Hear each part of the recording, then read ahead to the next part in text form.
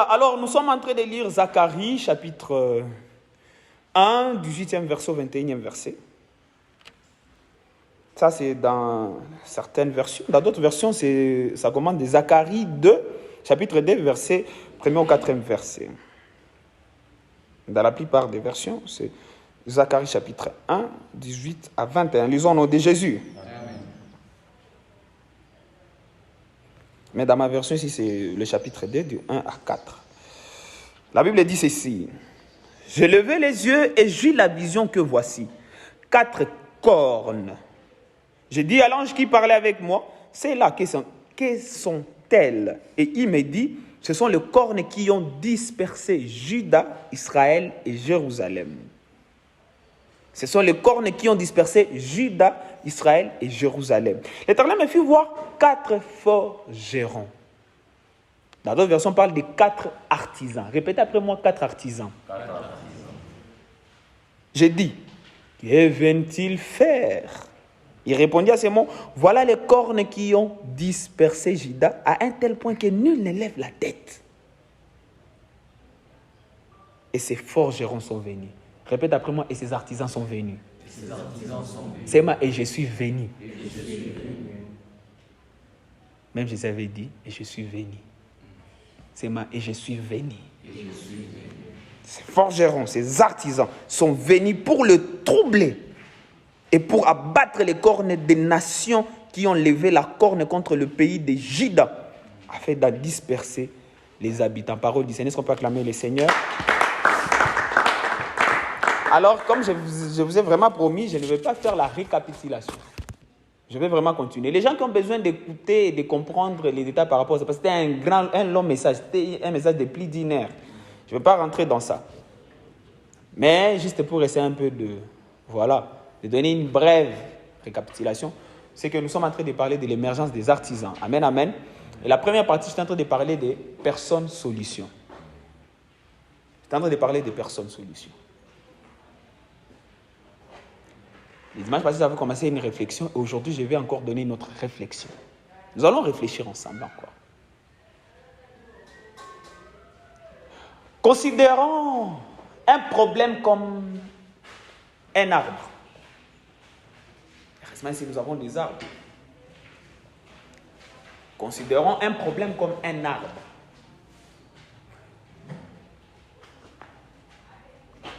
Alors, ces problèmes-là, nous devons l'attaquer. Ces problèmes-là, nous devons l'éradiquer. Donc, cet arbre-là, nous devons l'éradiquer. Alors, réfléchissons ensemble. Le parti majeur d'un arbre, c'est les racines, le tronc et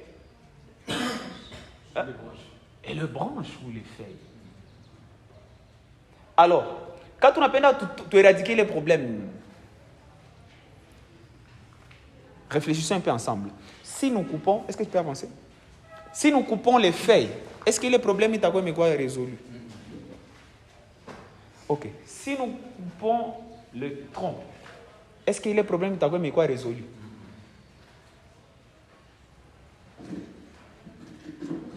Si nous coupons les racines et que les troncs restent, mais si nous avons coupé vraiment les racines et que les troncs c'est par magie, attends, c'est peut-être une chimique. Est-ce que le problème est à subsister longtemps? Et que donc je suis en train de comprendre, si nous devons régler, si nous sommes appelés à apporter des solutions, nous ne devons pas nous fier juste aux feuilles. C'est ça. Nous ne devons pas nous fier juste au tronc du problème. Nous devons aller à la racine. C'est moi, je dois aller à la racine. Et que donc, si nous sommes appelés à être des personnes solutions, des artisans, là où le monde entier, lorsqu'il s'élève pour apporter la solution au problème, généralement, le monde, la plupart des gens, ils vont vers des feuilles. Moi et toi, nous devons tout faire pour aller à la racine des problèmes. Voilà pourquoi je lève ma main droite encore ce soir, je suis en train de déclarer. Nous sommes cette génération et nous n'allons pas nous fier juste à régler les problèmes des faits. Nous irons à la racine au nom de Jésus-Christ de Nazareth. Est-ce que nous sommes ensemble? C'est ça les artisans dont Dieu est en train de susciter dans cette génération. Pas des gens qui vont régler des problèmes, Seigneur. On a mal de régler ça à 18h. Finis ces histoires-là dans le nom de Jésus. Qu'est-ce que je suis en train de dire? Vous, nous qui sommes ici, nous ne sommes pas appelés à régler des problèmes qui vont accorder la paix à la RDC pendant 5 ans. Nous sommes en train d'être ressuscités pour apporter la solution qui va faire qu'à ce que RDC Inakoua, États-Unis, aller au nom de Jésus-Christ de Nazareth. Si vous lisez les pays comme la France, à une période, ils étaient comme la RDC. L'Allemagne, c'était comme la RDC. Qu'est-ce qui a fait que ces pays-là, il y a eu un tournant décisif dans l'air? Parce que leurs artisans se sont levés et ils ont changé l'histoire. C'est vrai, les choses peuvent changer, mais pendant longtemps, il n'y a pas eu de guerre. C'est aujourd'hui, il y a maintenant un peu de menace. Depuis la dernière guerre, la deuxième guerre mondiale, c'était en 1945. Depuis 1945, la plupart de ces pays-là, ils ne connaissent pas de guerre. Et ils ont peur d'une troisième guerre mondiale à cause de la Russie et tout. Justement parce qu'ils ont encore l'idée de ce que ça donnait. Mais nous ici, imaginez, entre nous ici, la plupart d'entre nous, depuis tout à l'heure, tunazala muvita. Jusqu'à RDC quoi en Allemagne. Jusqu'à Mkasa va non non. Bon, il faut tout qu'on Allemagne, toi ils ont bien mon gars, tout partir va président quand même va bien ça. Jamais. Nous sommes toujours en guerre, frère, depuis les Allois. D'ailleurs, il y a même des gens qui sont en train de Bananza choka finalement, depuis tout l'anzo mbia inchi. J'ai réfléchi, j'ai compris, c'est peut-être parce qu'on a eu des artisans qui sont venus et ils ont réglé des problèmes faits. Ils ne sont pas allés à la racine. Et Dieu est en train de susciter une nouvelle génération qui ne va pas se limiter juste aux faits, qui va peut-être prendre de l'écart et étudier quel est le réel problème, quelle est la racine de ces problèmes. Et je lève ma main droite, tu feras partie de ces gens-là dans le nom de Jésus. Amen. Même si c'est des personnes, tu feras partie de ces décideurs-là au nom de Jésus-Christ de Nazareth. C'est ma accélération.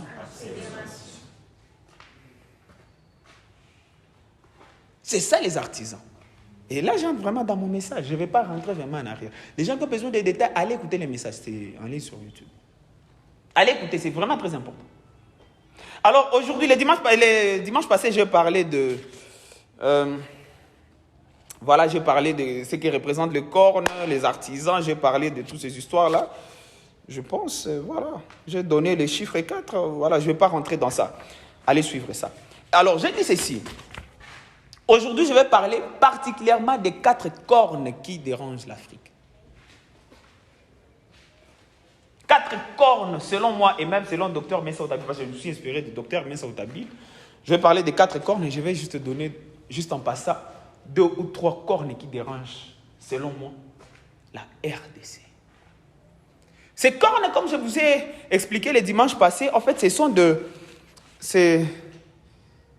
Moutani bousculé tout, il fait une récapitulation, chose que je ne veux pas. J'ai donné en fait la représentation, je peux juste passer, je peux juste lire pour qu'on soit expéditif. C'est que j'ai dit, le corne, selon les textes hébreux, la signification du mot corne, selon les textes hébreux qu'on utilise ici dans ces passages de Zacharie, c'est qu'il faut déjà à la base comprendre que le corne dans la Bible était utilisé deux fois comme des récipients d'huile.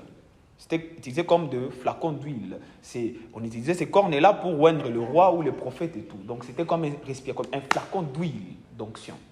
Le corne était utilisé aussi comme un instrument.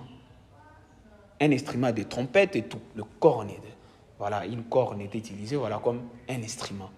Mais aussi, une corne était juste pris, Moussansa qui est normal, une corne, il y a soit quoi, éléphant, soit, je ne sais pas, sur le taureau. Et les cornes dont nous sommes en train de parler ici renvoient à 2 ou 3 choses dont j'ai partagé ici. À la base, c'est ça, c'est une corne normale d'un animal, d'un taureau, je ne sais pas, ou d'un éléphant. Mais cette corne-là, selon les textes hébreux, ça renvoie à 3 notions. Et j'ai dit que cette corne, la corne là dont on est en train de parler, ça renvoie à la notion d'une force irrésistible, une force puissante. Une force puissante qui intimide, qui exerce une pression sur les personnes et sur les systèmes. C'est une force irrésistible qui fait plier les gens.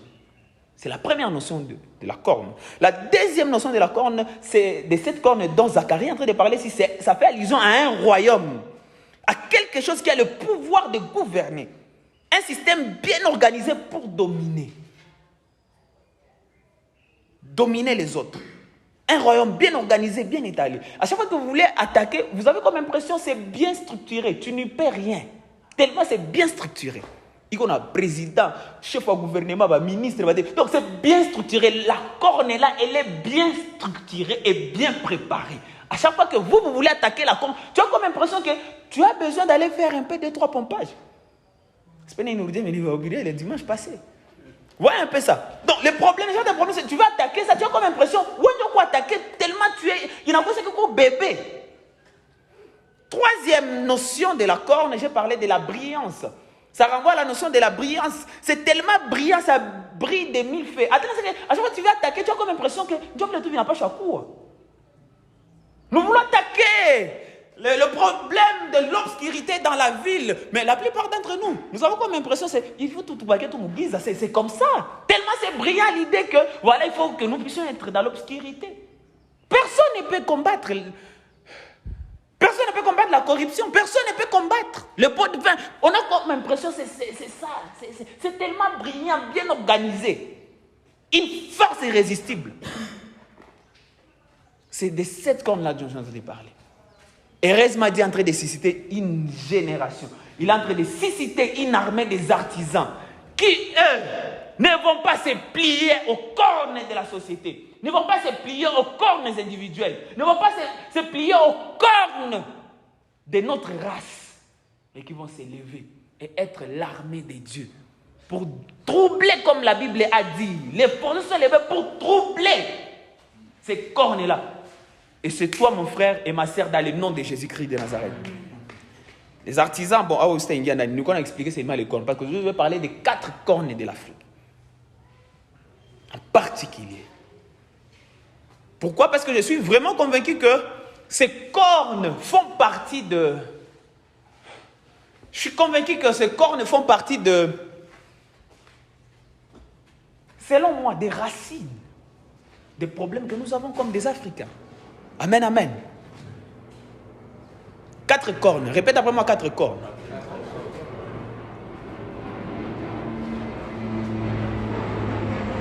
Quatre cornes de l'Afrique. Mais je vais expliquer c'est quoi des cornes. Là, quand même, je pense que nous sommes à la même page. Alors, lorsque je parle des 4 cornes de l'Afrique, ce sont des choses que moi je considère comme la racine de tous nos maux. Il peut y avoir plusieurs. Et puis c'est relatif. Nous ne sommes pas tous obligés d'être d'accord sur ces points. Amen, amen. Mais moi, selon moi, après mes études, et je suis vraiment d'accord avec le Dr Mensah Otabil qui les a partagés. Je crois que ces 4 cornes sont la source de tous nos problèmes en Afrique. Je voulais les partager avec vous parce que moi et vous, le continent que Dieu nous a donné, ce n'est pas l'Europe. Même si la plupart d'entre nous, nous sommes en train de fuir, aller au Canada, je ne sais pas, en Chine et tout. Ce n'est pas là chez nous. Dieu nous a établis ici en Afrique. Ce n'est pas pour rien. Je ne dis pas qu'aller là-bas où j'ai dit là, c'est mauvais. Non. Mais ce n'est pas un hasard que Dieu t'a placé ici en Afrique. Amen, amen. C'est parce que tu as un rôle important à jouer ici en Afrique. Donne high five à ton voisin, dis-le, tu as un rôle important à jouer ici en Afrique. Alors, nous avons intérêt à comprendre le problème qui nous dérange ici chez nous. Tu ne peux pas apporter la solution à un problème que tu ne connais pas. Alors, si tu n'as pas encore fait des recherches, aujourd'hui, je vais tout simplement t'aider à avoir une idée. Et toi, tu peux faire des recherches pour étendre tes connaissances par rapport à cette matière. Amen, amen. Amen. Voilà, si les gens s'augmentent, vous allez ajouter juste des chaises de ce côté. Ça va? Merci, Diaconos. Alors, les 4 cornes de l'Afrique que je vais partager avec vous. La première corne de l'Afrique, c'est la culture de l'idolâtrie. Répétez après moi la culture de l'idolâtrie. Répétez avec force la culture de l'idolâtrie. La culture de l'idolâtrie. La culture de l'idolâtrie. C'est ça le début des problèmes des Africains. Ça peut être aussi un problème pour les autres races et tout, les gens d'autres continents, mais pour nous les Africains, moi, selon moi, et même selon Dr Mensah Otabil, c'est ça les débits de nos problèmes. Et lorsque je parle comme ça, je me souviens du prophète Singila. C'était le début de nos problèmes. Anyways, la culture de l'idolâtrie. La culture de l'idolâtrie crée des superstitions. Ça crée des superstitions. C'est ce qui nous a rendu facile à être dominés. La culture de l'idolâtrie. La culture de l'idolâtrie, c'est ce qui nous amène à nous incliner devant tout ce que nous adorons. Tout ce que nous adorons. Parce que lorsqu'on parle de l'idolâtrie, on voit adorer. Et là, lorsqu'on adore, en fait, l'idolâtrie, c'est quoi? Surtout nous, nos ancêtres. Je commence d'abord par éclairer une chose. C'est que tout ce que nos ancêtres africains ont fait, toutes les choses de nos ancêtres ne sont pas mauvaises. Est-ce que nous sommes d'abord d'accord sur ce point-là? Mais parmi les mauvaises choses que nos ancêtres ont eu à nous transmettre, il y a cette culture de l'idolâtrie. Et le danger de l'idolâtrie, c'est la superstition. Pourquoi la superstition, elle est dangereuse? Dans le sens où nos ancêtres ou les Africains sont des gens qui ils voyaient un grand arbre, tellement magnifique, ils voyaient qu'il est trop long. Ils ont du mal à expliquer pourquoi cet arbre est magnifique et gros au milieu de nous comme ça doit être un Dieu. Ils voyaient un fleuve trop long, ils ont du mal à regarder la fin de cette fleuve. Au début, ils pensaient que c'était une rivière, mais ils trouvent que c'est vraiment un fleuve. Et ils appellent le fleuve leur Dieu. Ils remarquent que leur terre est un peu...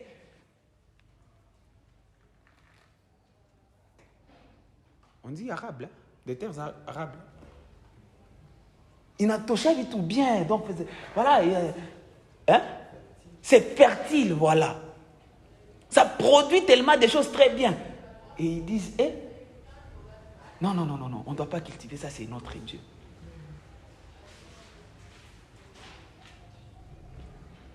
Ils traitaient des dieux tout ce qu'ils ne pouvaient pas comprendre.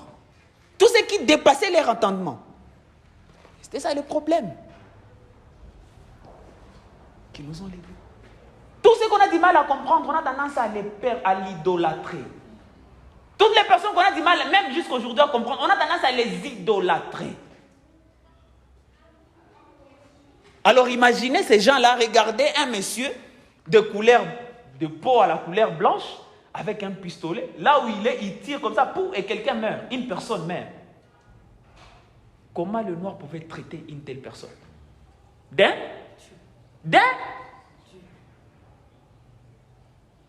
Et ils vont faire quoi? Ils vont adorer cette personne-là. C'est ma Dieu la culture de l'idolâtrie. C'était ça, c'est ça le début du problème des Africains. On a adoré, jusqu'à aujourd'hui malheureusement, on continue à adorer tout ce qu'on ne comprend pas être. D'ailleurs, pour une petite histoire, vous savez, les indépendants sont venus pourquoi? Parce que, justement, après la Deuxième Guerre mondiale, pendant la Deuxième Guerre mondiale, c'était l'Allemagne qui était en train de combattre la France, l'Europe. Donc l'Allemagne vraiment était en train de contrôler l'Europe. Et ils voulaient aller combattre jusqu'à la Grande-Bretagne.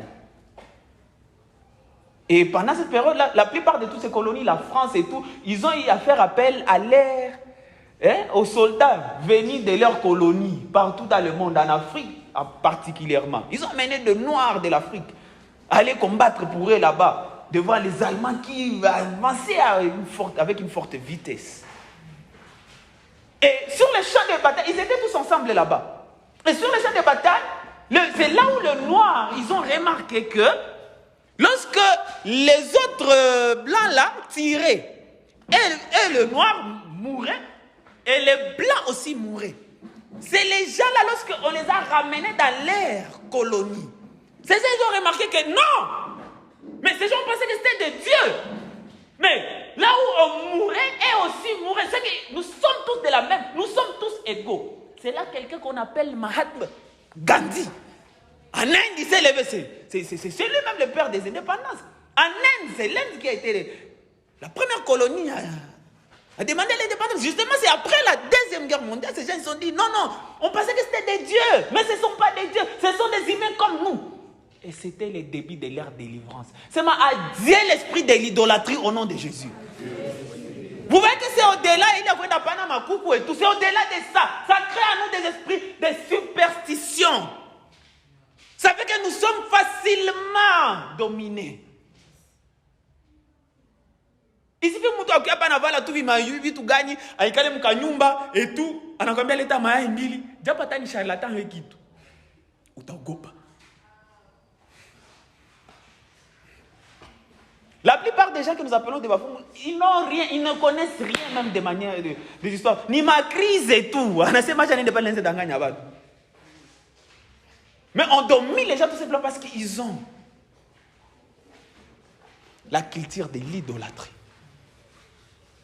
Et malheureusement, cette culture de l'idolâtrie, ce n'est pas resté juste dans le monde. Ça nous a poursuivis même dans le christianisme. Il y a beaucoup de gens qui pensent, je vais dire, oh, on va idolâtrer les hommes de... Non, je ne parle pas de ça. Je parle du fait que regardez, la plupart de nos prières tournent autour de quoi? Au nom de Jésus, je suis en train de ligoter les principautés, les dominations. Au lieu de prier pour le développement, au lieu de prier pour l'émancipation économique de notre pays, nous sommes là à ligoter. Et là, vous allez trouver des chrétiens anglais qui ne peuvent pas qu'on a mon nom baïf. Au nom de Jésus, au nom qui ne peuvent pas chacun ça passe à Kouenda. Mais maombi naanza kwa ya mingi sana. Panya zinapita munyumba jene naanza. Japo tunamwambia que 14 jours c'est un problème. Sasa angalia panya zinakula ngo zake 2-3 zanapenda wao balozi wale bashakui. Panya zinasikia njala frère. C'est ma Dieu la culture de l'idolâtrie. Ça crée des superstitions. Regardez très bien lorsqu'on prie, demandez à Dieu que Dieu vous remplisse du Saint-Esprit ou non, demandons à Dieu que Dieu nous donne un cœur d'amour et tout. Regardez la façon dont vous priez. Mais si on entre, commencez à ligoter tous les sorciers qui dérangent, vous allez voir, même ici. Hey! Saoudi, ça va bishop et zinafoufou. La superstition. Ça, c'est l'un des majeurs problèmes de l'Afrique. C'est l'une des cornes les plus dangereuses que nous avons en Afrique. La superstition. La culture de l'idolâtrie. Et vous savez, lorsque vous avez idolâtré l'arbre, c'est que vous vous rabaissez pour l'adorer. Alors, expliquez-moi, est-ce que quelque chose que vous adorez, est-ce que vous n'avez pas elima? Ni mungu de talima mitiaï. L'eau, c'est votre Dieu. Comment est-ce que vous pouvez exploiter cette eau-là? Si tu as total énergie, non, moi je vais exploiter votre gaz. Parce qu'on nous a montré que le gaz là, c'est un Dieu. On nous a dit que Niragongo, c'est un Dieu qui est là. Comment est-ce que nous pouvons éradiquer ces problèmes-là pendant que les gens considèrent que ça, c'est leur Dieu? Il faut tout payer, pendant qu'en Chine, et aussi, ils ont des volcans. Ce n'est pas en Chine ou en Japon, là-bas, ils ont déjà traité ces problèmes-là. Pas avec des filles, avec des sacrifices, non. C'est ma dire la culture de l'idolâtrie. C'est ce qui fait que nous sommes facilement dominables. Parce que nous avons tendance à nous soumettre devant les gens que nous avons du mal à comprendre. Devant des situations que nous avons du mal à comprendre, nous nous soumettons facilement. Parce que voilà.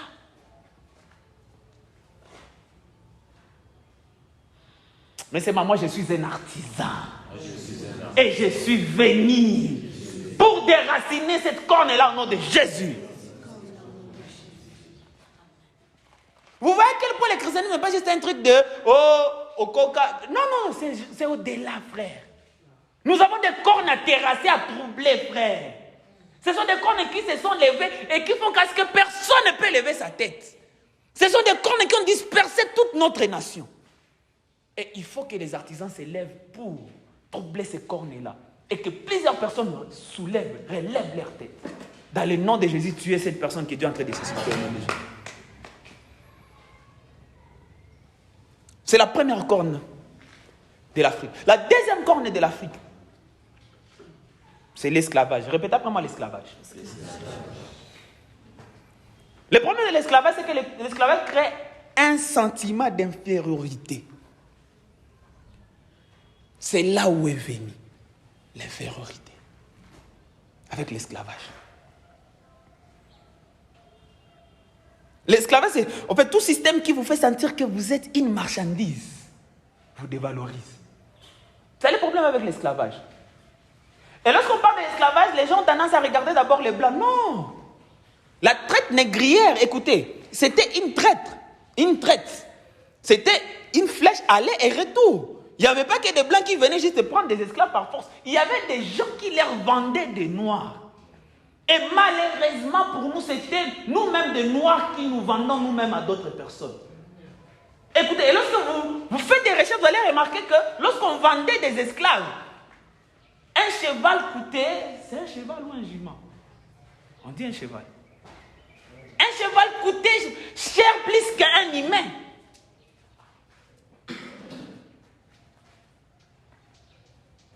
Un cheval coûtait cher plus qu'un humain. Et c'est une corne qui est restée de génération en génération. Ça a créé l'esprit d'infériorité. Ça crée un esprit d'infériorité. Ça crée un esprit d'infériorité. Personne ne peut croire en lui-même que je peux faire quelque chose de grand. Tu te vois inférieur. Les gens, surtout les Africains, un complexe d'infériorité. Anaweza kuwa iko génie, mais akangala tu mtu mwa rangi mwa vya kwa tu pembeni yake. Benye atasema njoo kweli. Na tuza kwa discussion tunapingana, mais le frère akikasema ta bongo. Benye anasema njoo kweli. Mais avec raison, qui sont les personnes qui ont écrit les dictionnaires? Ouais, n'angalia mouile, n'anjoma n'est nini à France, il y a pas français des histoires, les conseils là qui élaborent le mot, ce mot doit être ajouté dans les lignes français et tout. La plupart d'entre ces gens-là, ce sont des gens de quelle couleur?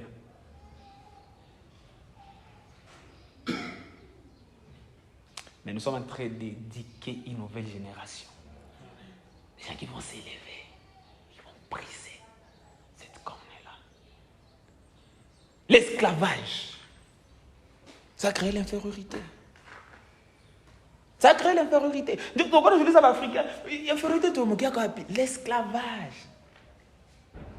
Et là, ce n'est pas d'abord pour moi le problème de quelqu'un d'autre. C'est un problème que nous-mêmes nous avons créé. Nous nous sommes vendus moins cher. Une personne contre, je ne sais pas, du sel. Contre la nourriture. Ce qui fait que lorsque nous avons des hommes politiques qui passent comme président, toi tu penses qu'il va créer qu'il va vous construire des belles routes. Il ne te valorise pas, c'est ça. C'est ça, ne te valorise pas, ne valorise pas les peuples. Regardez même la façon dont ils sont en train de battre campagne. Ils donnent aux gens des bières et tout. C'est ça, selon eux, votre valeur. Cette mentalité-là de rendre les gens, de considérer les gens de manière inférieure, c'est venu d'où? L'esclavage. Ça va commencer aujourd'hui. Aujourd'hui, c'est juste des connotations et de noms, mais c'est la même chose. Nous dévalorisons les gens. Regarde la façon dont tu traites les gens dans ton entourage. Regarde la façon dont tu traites les gens. Même monsieur Atam ou ma relation. Regarde la façon dont tu traites les gens. Comment est-ce que nous traitons les gens?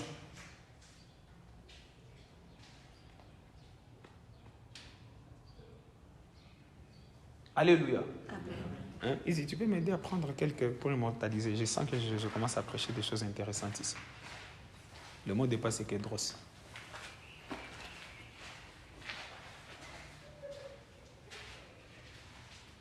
C'est moi, je refuse l'esprit d'esclavage au nom de Jésus. C'est moi, je refuse l'esprit d'infériorité au nom de Jésus. L'esprit d'infériorité. L'esprit d'infériorité. L'esprit d'infériorité.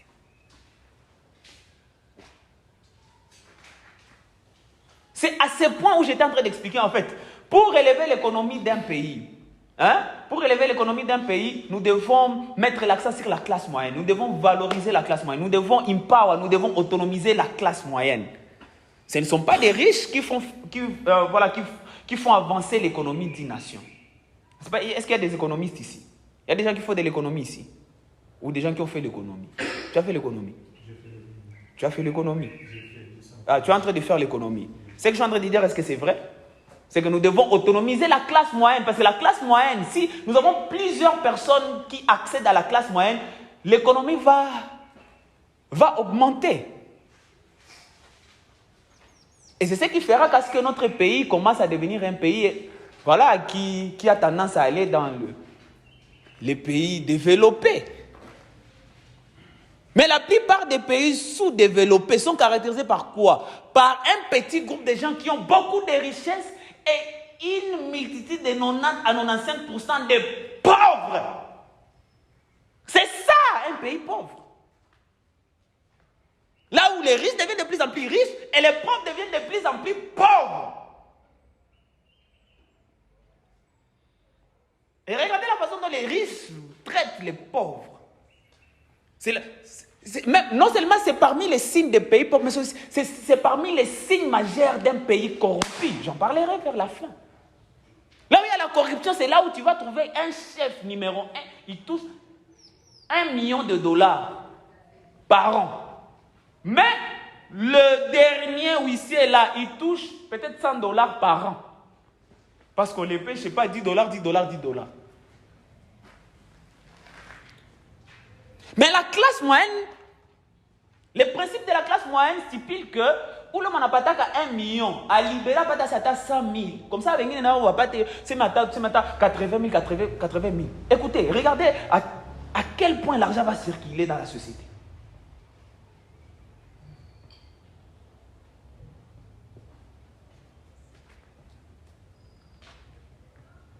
Mais nous avons hérité de l'esclavage, l'esprit d'infériorité. Nous avons tendance à écraser les gens. Au fur et à mesure, nous devenons puissants, nous écrasons les gens. Regardez même toutes ces institutions-là, les gens qui ont le pouvoir et tout. Surtout ici, dans les gens des pays comme le nôtre, où les gens qui ont le pouvoir, c'est eux qui ont beaucoup plus d'argent par rapport aux gens qui font des travaux utiles. Ça, Moualim, quelqu'un qui t'a enseigné le français, quelqu'un qui prend la peine de te sortir du néant, il te donne quand même l'idée de comprendre comment on calcule, comment on parle le français et tout. Regardez comment on les paye. Et regardez les gens que nous payons beaucoup. De toute façon, Managumbanak. Tu as comme impression, mais il y a quelque chose qui ne va pas ici. C'est une infériorité. Nous avons tiré cela de l'esclavage. Et là, le premier problème de l'Africain n'est pas d'abord l'homme blanc. C'est nous-mêmes le problème. C'est nous-mêmes le problème. C'est ce que je vous ai dit. Je vous ai posé la question ici. J'ai vu que 2, 3, je ne sais pas combien de gens ont dit ils aiment le problème. Et ce n'est pas mauvais. Je les ai compris parce qu'il y a des gens qui aiment les problèmes parce qu'ils sentent qu'ils sont faits pour terrasser ces problèmes-là. Et les gens qui ont dit que nous n'aimons pas des problèmes, eux aussi ce n'est pas une mauvaise chose parce qu'ils vont tout faire pour apporter des solutions au cas où il y a des problèmes qui arrivent. Donc à quoi répondre à Moubassane? Mais les gens là qui se sont dit que les gens aiment les problèmes, ils sont trop peu nombreux. Et par rapport aux multitudes de problèmes que nous avons dans la société, j'ai dit non, c'est inconcevable qu'un petit groupe de gens, Dieu va quoi sourcer ma problème. C'est là où on a compris que chacun de nous, d'une manière ou d'une autre, nous créons des problèmes, frère. C'est vrai. Même si tu n'aimes pas des problèmes, même si tu aimes des problèmes. Écoutez, il y a plusieurs problèmes qui t'entourent. Même si tu n'aimes. D'ailleurs, la plupart de nous n'aimons pas des problèmes. Si les problèmes, c'est notre cas. Si nous savons que nous, quoi, tous y créons. Avant de vouloir léguer la responsabilité de personnes, nous sommes les premières personnes à nos responsabilités des choses qui n'aiment pas. Heureusement, Dieu ne veut pas nous amener seulement à la dimension de nous culpabiliser, mais il est en train de nous susciter comme des personnes qui vont abattre ces cornes-là, qui ont existé des siècles et des siècles. Mais avec toi, l'histoire est en train de changer au nom de Jésus-Christ de Nazareth. C'est ma accélération.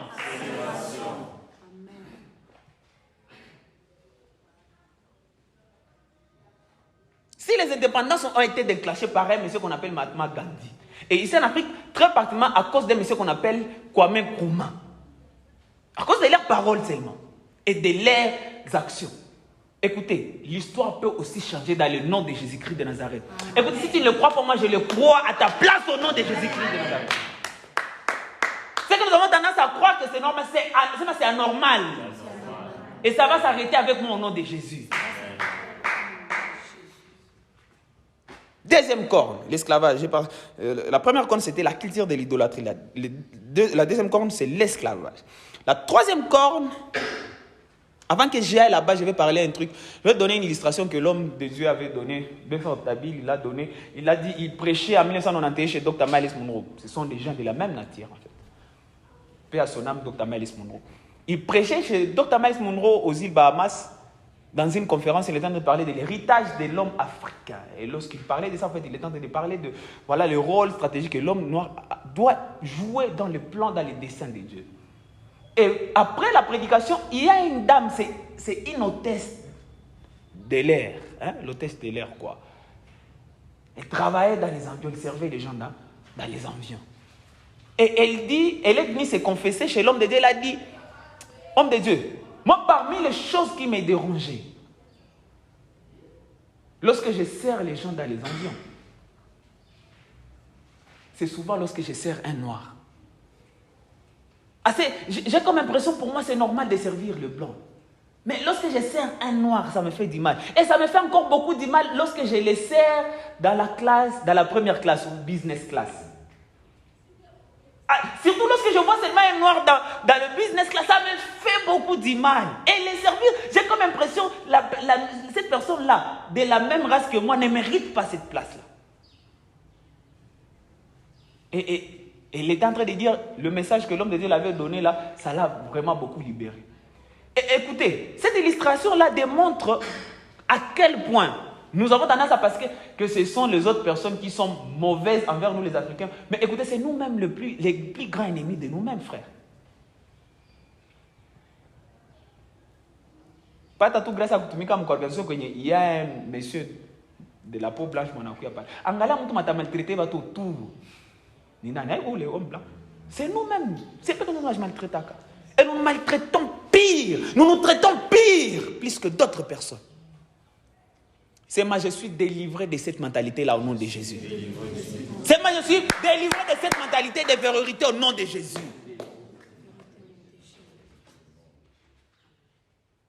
Avant d'être un artisan, tu dois être délivré de ces histoires. Toi-même, tu dois te délivrer. Tu répètes les mêmes histoires. Et rien ne va changer. Mais nous sommes en train d'en parler parce que toi, Dieu est en train de t'élever et tu vas changer l'histoire au nom de Jésus-Christ de Nazareth. Tu peux aller aussi de ce côté, frère. Prends très bien. Amen, amen.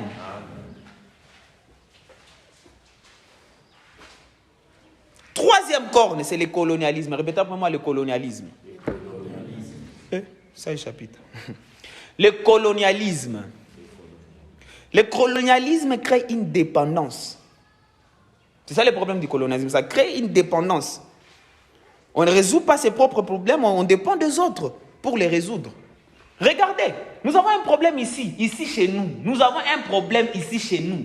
Avec des gens qui se disent que ce sont nos frères. Mais pour les résoudre, nous dépendons des gens. Ça n'a pas commencé aujourd'hui. C'est venu avec la mentalité du colonialisme. C'est ça l'héritage du colonialisme. Et là, ce n'est pas vraiment notre problème. C'est maintenant leur problème là. Ça fait qu'à sorte que nous demeurons dépendants.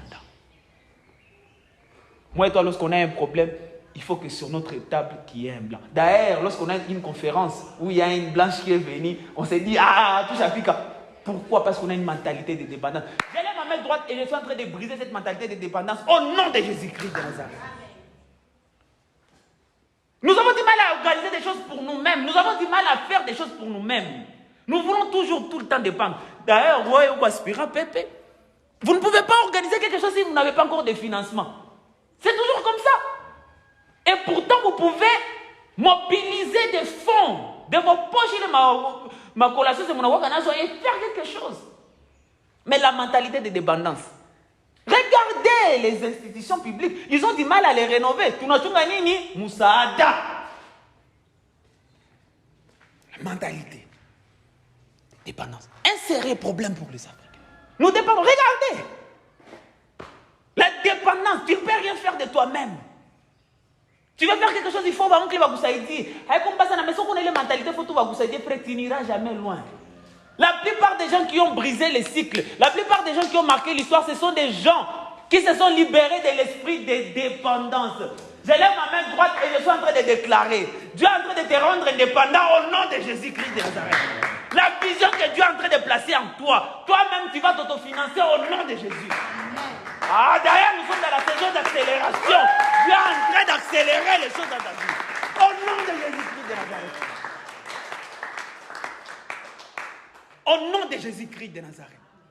La dépendance, nous dépendons pour faire quelque chose. Oh, pasteur Kernyombe, même dans le christianisme. Écoutez, le christianisme, même en termes de religion, en fait, parce qu'à la base, c'est une relation. Même en termes de religion. Je sais. Même en termes de religion, c'est la seule religion où on amène une personne à être connectée directement au chef suprême. Et de ne pas vraiment dépendre de nous. Nous sommes juste des facilitateurs. Dans le christianisme, toi aussi, tu es un roi prêtre. Tu es un royaume tu es dans le royaume des sacrificateurs. Toi-même, tu es un sacrificateur et tu es roi et reine. Tu vois, lorsque je me mets à genoux comme ça, je commence à prier pour vous. Toi aussi, je commence à prier pour moi-même. Toi aussi, tu es aussi sacrificateur. C'est ça, le royaume des sacrificateurs, c'est ça. La version Bible de Semer dit roi, prêtre. Donc, nous sommes des rois et des prêtres. Nous-mêmes. Le pasteur, le ministère que Dieu a donné, c'est pour le perfectionnement des saints. En fait, ils sont comme des facilitateurs. Si on a dit, oh, Père, je t'ai nyombe. Ouais, Père, attends, on a là, là, il vous a Mungu ni kumbuke. Anakusikia, gisi na meda sema Mungu kumbuka Martin. Écoutez, c'est ça l'avantage du christianisme, frère. Mais c'est la mentalité de dépendance. Dieu n'a pas dit que il a comme impression qu'il ne va pas écouter. Il faut tout céder à mon Dieu. Mais le christianisme, en réalité, ni il est ni toi-même. C'est ta relation personnelle avec le Seigneur. Il va t'écouter. Amen, amen. Et nous, tu nous respectes seulement, mais écoutez, nous sommes tous ensemble. Nous sommes des frères et sœurs en Christ. Mais le respect n'a pas parce que voilà, c'est Dieu qui a établi lui-même l'ordre. Amen, amen. Mais je ne suis pas un Dieu. L'homme de Dieu n'est pas un Dieu. Écoutez. Et il y a des gens qui cèdent, surtout les sœurs, et même des garçons. Ils cèdent comme un caprice, ça va me dire, tout simplement pourquoi? Parce que, à chaque moment que je suis loin, moi je peux fermer les ciels pour toi. Moi, je vais au nom de Jésus.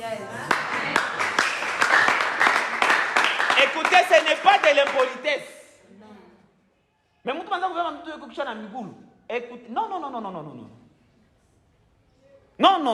Non. Mon peuple perd par manque de connaissances.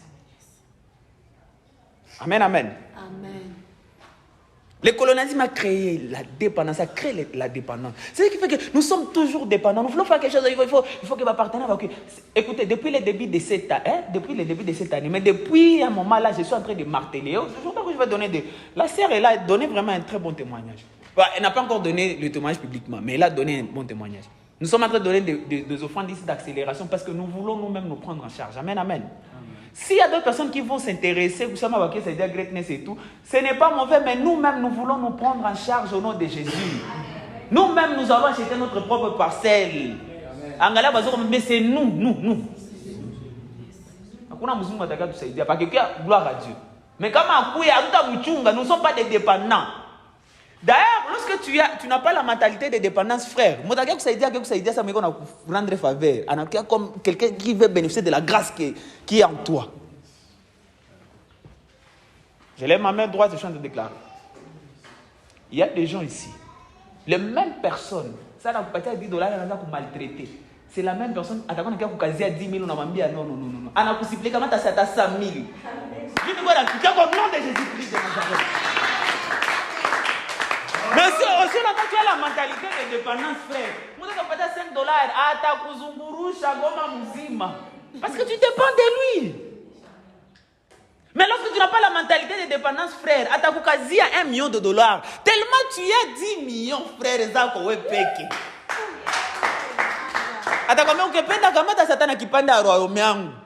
va devenir un privilège, frère.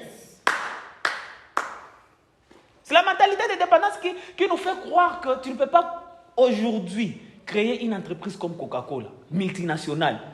Tu dois toujours dépendre des gens. Écoutez, lorsque nous sommes en train de... Et puis je suis fortement convaincu par rapport à ce que je dis tout le temps ici. Il y a des gens qui avant 30 ans seront des millionnaires. Et il y a des gens qui seront des milliardaires avant 40 ans. Il va expliquer ce qu'on a ma vie. Dangerosité, c'est qu'en Afrique actuellement, nous n'avons que 19 milliardaires. C'est ça le danger avec ça. Faites vos recherches, nous n'avons que 19 milliardaires. Alors lorsque je dis avant 40 ans, il y a des gens qui seront des milliardaires. Ou vous serez des millionnaires. Frère, vous pensez que l'argent va venir comme ça? Mais ce sont des entreprises multinationales que vous allez créer qui vont générer cet argent-là. Alors si vous avez encore la mentalité de dépendance, vous n'irez jamais loin, frère. Nous n'irons jamais loin. Imaginez si tu crées une entreprise qui va commencer à extraire les gaz ici. On a autant de milliardaires. Mais le problème avec nous, nous sommes en train d'attendre Total Énergie. D'ailleurs, j'ai vu que les gens se sont soulevés pour que Total Énergie ne prennent pas ces marchés-là. Alors qui va prendre ces marchés-là? En même temps, nous sommes dans un terrain où les gaz commencent à créer des problèmes. Est-ce qu'il y a un artisan qui est en train d'écouter un projet de société, les amoureux milliardaires, et même millionnaire avant 30 ans ici? C'est le genre de choses pour lesquelles nous devons prier.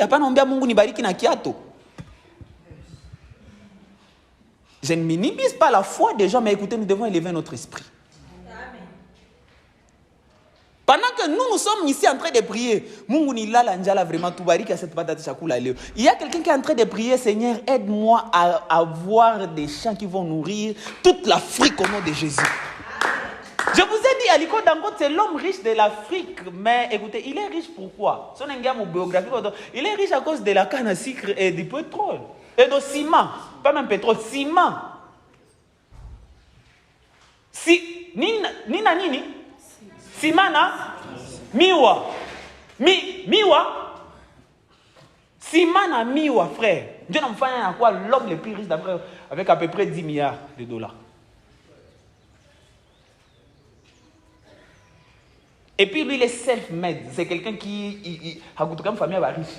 Il a commencé trop tôt. Mais j'aime beaucoup son histoire. Pourquoi? Parce que même s'il est musulman, il a croisé sur son chemin un homme de Dieu. Un groupe d'hommes de Dieu, Benson Idahosa, et T.L. Osborne et sa femme, Daisy, si je ne me trompe pas. Il va narrer l'histoire et comment les gars là, il a reçu l'onction d'être l'homme le plus riche d'Afrique. Un jour, Bishop Benson Idahosa, il avait une croisade à Benin City, au Nigeria. Et c'était une grande congrégation. Il avait invité ses parents spirituels, T.L. Osborne et sa femme. Ils étaient là. Mais Benin City, ce n'était pas les gosses. C'est pas Lagos. C'est vraiment loin de Lagos. C'était un peu comme à l'intérieur. Lagos, c'était la capitale. Et c'est là où il y avait des avions internationaux.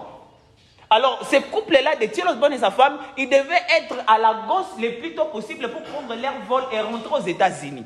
Alors, ils étaient un peu en retard, mais il y avait beaucoup de mouvements de l'esprit. Ces gens-là, ils fonctionnaient trop dans leur puissance et le miracle. Voilà, et tout ça. Ils étaient un peu en retard. Et tellement c'était un homme important dans la société, c'était un homme de Dieu qui était reconnu. Lui, il avait la facilité d'aller à l'aéroport et aller même au tarmac et aller même. Parce qu'il avait arrêté l'avion qu'il voulait décoller. Arrivé dans l'avion, parce qu'à cause de son influence, il est passé jusque-là et tout. Il est entré dans l'avion. Il a dit, j'ai besoin de des places d'urgence. Parce que voilà, les hommes de Dieu étaient appelés d'urgence. Et tous les chefs, leur RVA, ils les avaient laissé l'accès libre parce qu'ils savaient que c'était un grand homme de Dieu, c'était un homme que Dieu utilisait puissamment. C'était vraiment un homme, il croyait en eux. Mais il avait dit, va négocier avec le pilote. Le pilote a dit, je crois en toi, papa, mais négocier avec les gens parce que l'avion était plein. L'avion était plein. Il n'y avait pas de siège qui était vide. On a dit, parle quand même aux passagers. S'il y a deux personnes qui se disent que nous, on peut attendre le prochain vol et qu'on cède nos places, voilà, on va les faire. Ok, on a quand même donné la grâce qu'il est arrivé. Écoutez, je vais parler là une chose. Pour que l'homme de Dieu arrive à ces standards-là, c'est qu'il avait déjà élevé dans cette vie-là des gens qui étaient importants, là, vous dites les autres. J'ai la main droite des gens de déclarer que vous êtes en train de devenir important dans cette société au nom de Jésus. Amen. Parce que si ces gens-là ne croyaient pas dans cet homme de Dieu, il y a beaucoup de chances que ces gens-là priaient même dans l'église de cet homme de Dieu-là. Parce que si n'était pas quelqu'un de leur église, ou aéroport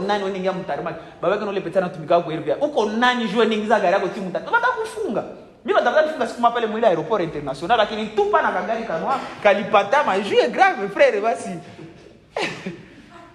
mais si vous avez oh Jesus, avec César la Range Rover au nom de Jésus. Je vais chef à l'aéroport Mouzima. Alors, l'archbishop, il est entré. Il est entré dans l'avion. Et il a supplié aux gens. Est-ce que vous pouvez me donner des sièges, s'il vous plaît? Il y a des anges de l'Éternel. Ils nous ont bénis ici, mais ils sont appelés d'urgence. Ils doivent être à Lagos parce qu'ils doivent prendre leur vol et rentrer chez eux. Il a supplié les gens. Il passé à la télé. On a au pasteur. On a dit que c'est pasteur. Dans la plupart des comédies tournent autour des pasteurs. Ils ont tendance à minimiser les pasteurs. Mieux que nous qui pasteur parce que j'ai vu, mon père c'est un pasteur, j'ai vu la façon dont on minimise les pasteurs. Même si vous êtes prêtre, vous va toujours minimiser. Ouais, ça fait partie du lot, la persécution. Amen, amen. Et les gars, il a commencé à parler, il a commencé à siffler les gens, va tout à la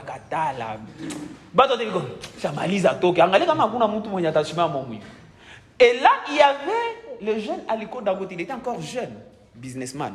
Il avait déjà un peu d'argent là, mais à quoi vraiment patron ça? Lui, c'est un musulman. Il était avec son PA, son personal assistant, son assistant personnel. Et eux aussi, ils étaient en train de prendre leur vol et rentrer, je pense, à Lagos. Ben, comme ma business, c'est ça beaucoup, il était en train de rentrer à Lagos. Et il a vu l'homme de Dieu se déranger et tout. Il a décidé de faire quoi? Il a dit, après que Benson Shalom Baba tout Barakatala, il a décidé de faire quoi? Il a décidé de, ou l'Aliko Dangote, il a dit à l'homme de Dieu, Sir, they can take our places. Donc ils peuvent prendre nos places. My place and my friend. Donc c'est ma personne assistante toi. Tellement il est ami. Bah que Shimam. Bah na Shimam on a vu bah un des chouk. Avant la chouk. À que Bishop Benson il s'est levé et il a dit, à genoux toi je vais prier pour toi si ça ne te dérange pas. Et là sur les champs il a prié. Le Dieu que je sers avant que vous partiez comme un délai moi que tu sois l'homme le plus riche sur ce continent dans le nom de Jésus-Christ de Nazareth. Les gars, c'est un musulman, mais il m'a amen par respect à Keshouk. Quelques années plus tard, c'est l'homme le plus riche d'Afrique.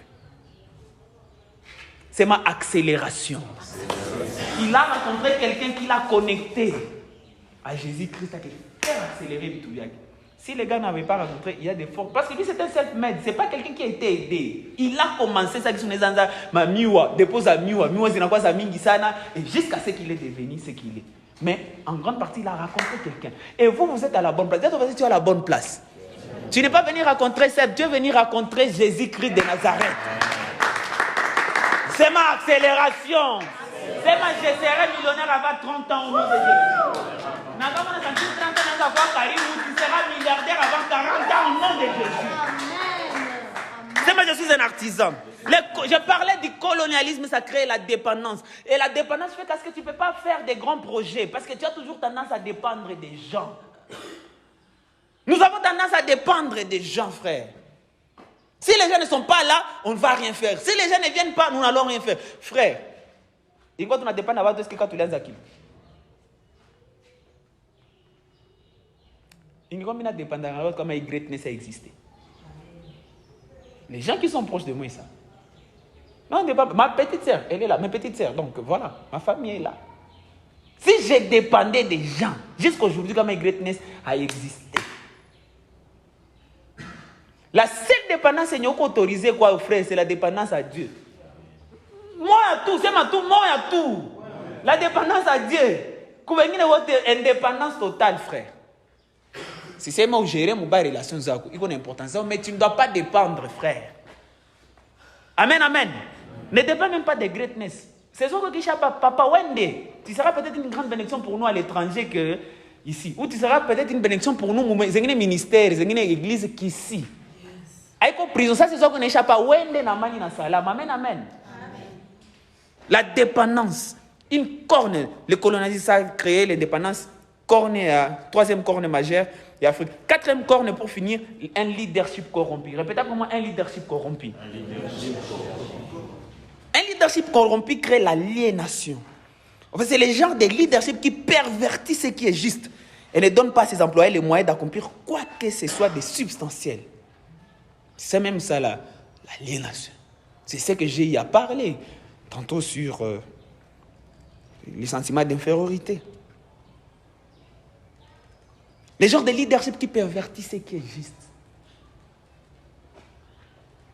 Tu vois, en Afrique, nous avons des nations aînées. Tu peux te dire, je ne vais jamais corrompre, je ne vais jamais donner des pots de vin. Mais tu as tout ce que moi je panne. Pas parce que tu le voulais, parce qu'il y a un système, il y a une corde bien établie, bien structurée. Et on a dit que c'est normal. Et en grande partie à cause d'un leadership corrompu. Je lève ma main droite et je suis en train de prier. Que Dieu nous fasse grâce, que nous puissions être des leaders qui vont changer l'histoire dans le nom de Jésus-Christ de Nazareth. Je vais parler de l'histoire de Singapour. Singapour, c'est un pays, il y a quelques années, c'était un pays de tiers-monde. C'était un pays pauvre, que même à un niveau, Malaisie, un autre pays voulait acheter. Ce n'est pas les gens de pauvreté que nous avons. Ils avaient une pauvreté de l'ancien qu'un autre pays voulait l'acheter. C'est ma Singapour. Pauvreté extrême. Attendez, c'est qu'un autre pays veut acheter. À Singapour. Mais ils ont eu un leader. Un groupe de leaders qui se sont dit non. Nous devons nous payer. Ils ont mis en place. En fait, c'était des artisans. Ils se sont levés. Ils ont mis en place. Je vais en parler le dimanche prochain. Je vais parler des 7 caractéristiques des artisans. Écoutez, ces artisans-là en Singapour s'y sont levés. Ils ont mis en place. Ils ont réfléchi. Je ne pense pas que c'était des chrétiens. Parce qu'en fait, avec le temps, vous allez comprendre que les artisans ne sont pas forcément des chrétiens. Dieu n'utilise pas forcément des chrétiens pour changer les choses. Et vous savez pourquoi Dieu n'utilise pas forcément les chrétiens? Parce que la plupart des chrétiens, tout comme Mungu, Nikumbuke, Nameni Patongso, Nameni Nzobira, Nameni Kouarche, Nameni Nzobira ou Greatness. C'est ça le problème des chrétiens, frères. Pendant que les gens sont en train de réfléchir, je montrais au frère là un livre, il y a mis un prophète Christmas, tout qu'on a somme, Jacques Attali. Il est en train de parler sur gagner l'avenir. Et il est en train de parler de l'histoire, comprendre comment est-ce que nous pouvons fonctionner aujourd'hui pour avoir l'idée de comment les gens fonctionneront en 2050. Et avoir même une idée de voir comment les gens pourront vivre en 2100. Est-ce qu'Attali c'est un chrétien? En fait, Attali a écrit un livre, j'oublie les titres, mais l'évêque Espérance Bakadi dit ceci, il avait lu ces livres-là. Il avait du mal à comprendre, mais l'Esprit de Dieu a dit, lis ces livres. Après avoir fini de lire ces livres-là, à l'époque, le président Macron, il était encore ministre de l'économie. Mais Bakadi dit ceci, l'évêque Bakadi dit ceci, après avoir fini de lire ces livres-là, il avait dit à tous les gens avec qui il était, il a dit, Macron sera président. Il a dit, c'était pas un message de prophétie. C'était sur base de ce que Attali avait écrit dans ces livres-là. Sur base de ce que Attali, Jacques Attali, allez rechercher ces messieurs-là, il a des livres extraordinaires. Moi et mon frère, nous l'appelons un fils d'Isaac. Je ne sais pas si c'est un chrétien. Il a parlé, il a prophétisé sur la Covid. Nous, on parle de prophétie, mais lui, il a juste écrit. Et il a dit ceci, ce sont des think tanks, des gens qui réfléchissent et tout. Et après avoir lu ces livres-là, il a dit, Macron sera président de la France. Et après un temps, il est devenu président. Et des gens qui étaient avec Bakati, ils disent, viens, ou il y en a. Il a dit, je n'ai pas vu, j'ai lu juste un livre. Il est libre n'a pas un mode de fonctionnement politique en France. Ou que comprendre le mode de fonctionnement en France, c'est obvious. Tel peut devenir président et tout, et tout. Et mon frère m'a dit, Cèdre, ce gars n'écrit pas ses livres. J'ai dit, oui, en tant qu'homme spirituel, j'ai compris, il n'écrit pas ses livres. Mais c'est un artisan qui est déjà en train d'élever. Réponse facile pour nous, les croyants, Aligou Sada. Bien aimé. Est-ce que Chetan Niko Nangofshinda Mungu, bien aimé? Est-ce que c'est le diable qui avait créé les cieux et la terre ou c'est Dieu qui avait créé les cieux et la terre? Le diable, c'est une créature ou aussi c'est un petit créateur? C'est une créature au même niveau que moi et toi, frère. Est-ce que nous sommes ensemble?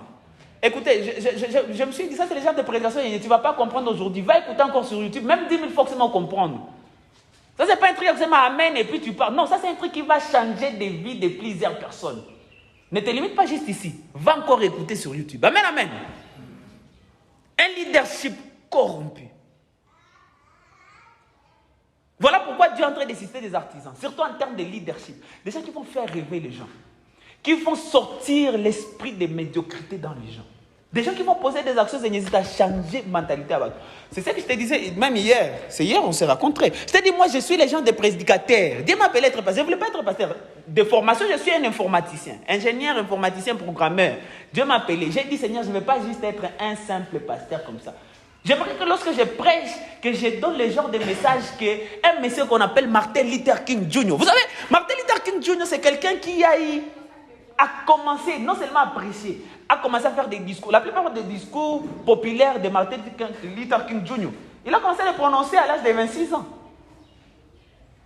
À l'âge de 26 ans. Et même la fameuse I Have a Dream, c'est venu vers 29 ou 30 ans de son âge. Mais écoutez, I have a dream. Et la plupart des discours de Martin Luther King a changé la vie de tout un peuple, frère. C'est là où j'ai dit non, je ne peux pas juste venir ici avec des histoires. Écoutez, c'est vrai, j'en parle et tout le monde ici sait que j'en parle. Et je vais même en parler parce que je vais faire l'appel au salut. Mais je ne vais pas seulement me limiter à ça. Écoutez, moi j'ai un peuple et chaque fois si je tire par plusieurs cornes. La culture de l'idolâtrie, l'esclavage, mais il a créé, ce que ma vie tout gagne, il a créé ma sentiment d'infériorité, ma colonisation, il a créé esprit indépendant, il y a dépendance. Ma leadership corrompue, ça crée de l'aliénation. Je ne dois pas venir juste avec Dieu t'aime et tout, n'écoutez pas la musique profonde. Non, moi, non, je ne peux pas me limiter à ça. Non, je vais vous prêcher ces histoires-là, je vais parler de Jésus. Mais il faut que tu l'as désinstallé vite, de manière frauduleuse dans vos vies. Au nom de Jésus-Christ de Nazareth. Parce que nous avons un peuple, cette tête doit être relevée. Et moi, je ne suis pas peut-être politicien, moi, je ne suis pas économiste, je ne suis pas un businessman. Dans mon monde, je me lève comme un artisan pour que les choses changent dans le nom de Jésus. Et je suis en train de vous enflammer. Je vous ai dit, chaque corne a un artisan particulier. Mieux problème que je problème. Domaine n'est pas influence avec forcément mon ami Ezekiel, c'est ça? Écoutez, toi aussi lève-toi. Il rage et que tu changes l'histoire au nom de Jésus-Christ de Nazareth. Peut-être l'histoire nous avons fait changer famille au nom de Jésus. Peut-être famille qu'on a quand même ça a changé mes chapeaux au nom de Jésus-Christ de Nazareth. Le dimanche prochain, je vais parler de cette qualification d'un artisan. Que Dieu bénisse sa parole.